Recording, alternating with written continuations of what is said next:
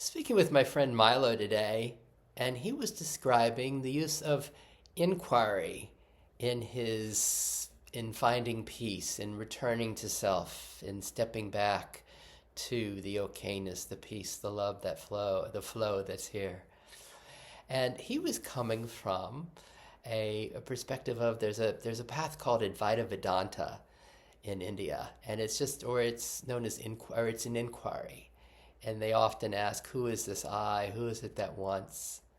And from that inquiry, it kind of moves us as a step back to the beingness that's behind it all. And we started playing with IFS as in kind of Advaita light, because it's just like it's like a simpler version, a shallower, or maybe just a different version of that inquiry of like, who is it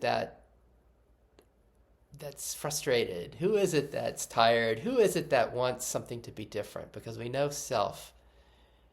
We know that self is fulfillment. It's the absence of lack, the absence of want. It is this flow of life. It is the joy, the peace, the okayness, the love, the connectedness of our intrinsic nature that's causeless. And then, so when we find ourselves kind of blending with a part, identifying with a part, or we find that there's stress here, anxiety, that there's not a sense of okayness, that we can use a little bit of that inquiry, but we can do the IFS version of it, or Advaita Light, and just asking, well, who is it that wants something to be different? Who is it that's frustrated? Who is it that's sad, that's grieving? And then we notice the part. It's always a part, right? Any sense of lack or want is always a part. It's not a problem, but we notice that. And that's the magic of IFS, right? In the discernment and just being aware of the part. Because once you're aware of the part, right, you're not the part, you're aware of it. There's awareness of, which goes to the very core of classic IFS, which is the sense of speaking for a part, not from it. Right? From it, you're blended, you're identified. You're speaking for it, there's a sense of space, awareness. And so the inquiry can be really useful. It's like, who wants to understand?